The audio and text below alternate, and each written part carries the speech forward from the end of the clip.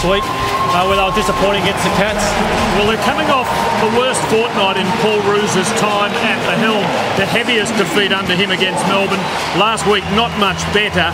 Geelong probably could have really buried them if they'd wanted to. They could have. Their midfield is really down, Tim. I think that Jared McVeigh, Brett Kirk, Ryan O'Keefe across half forward, their usual output has been down, and it's been left to the youngsters in Hanbury and the like to really try and lift the Swans.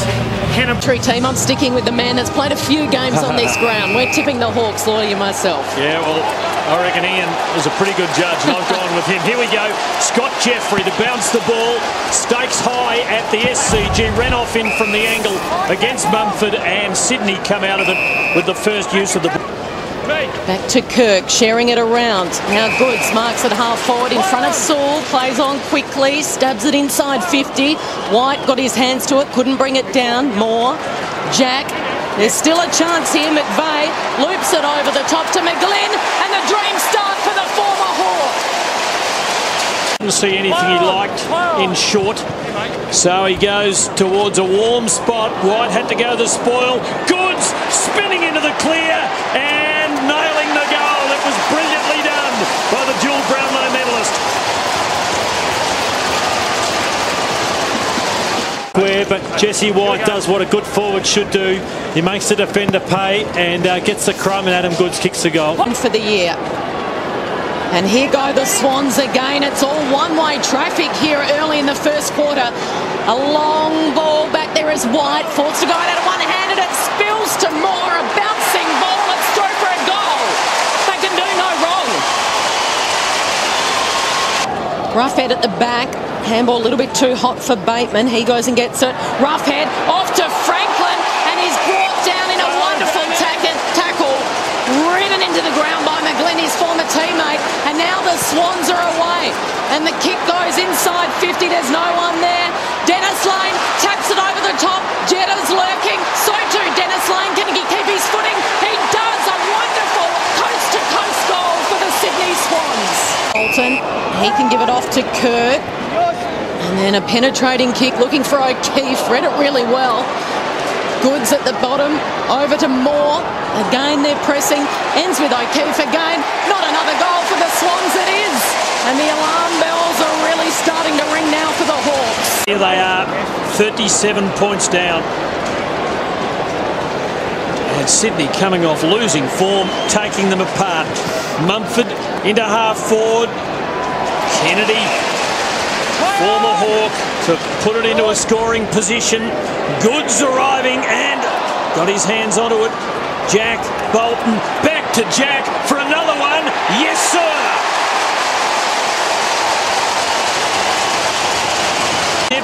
But Sydney's defence winning most of the battles.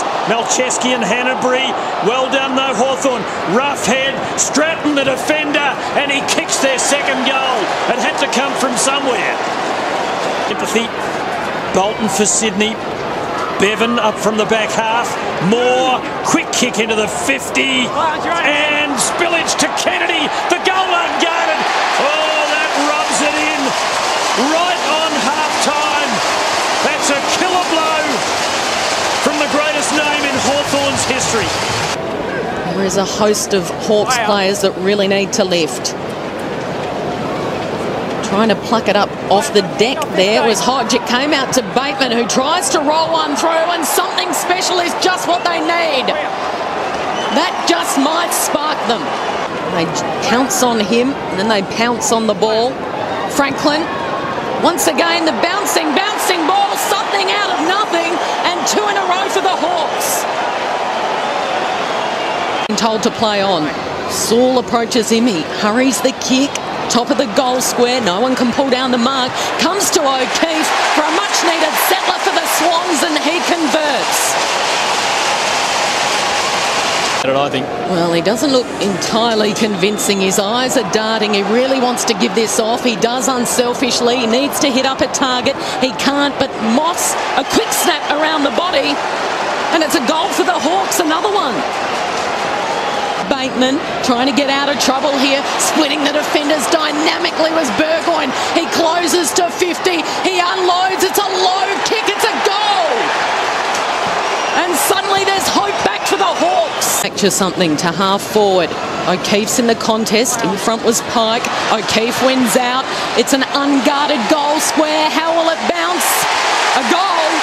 And that is deflating for the Hawks. His hardest to get around Mitchell. Just puts it onto the left. Up high. Misread by about 4 players. Ball hits the deck. White strolls in.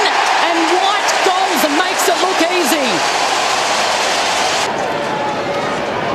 Mumford and Renoff. Jack been outstanding. McGlynn, the former Hawk, with the left. He's got it there. And the Swans lead by 5. Mitchell. But Matner goes back and gets it again, and McGlynn has a bit of a dash. Gives it over to Moore at centre half forward. He's got options galore. Matner over the top. Take the mark, Jetta. Take the mark and play on. Play on, Lewis Jetta. He's taking an eternity after 19 attempts. He breaks through. Finally released. The sleepless nights are over. And the crowd absolutely goes berserk. A moment to savour for Lewis Jetta.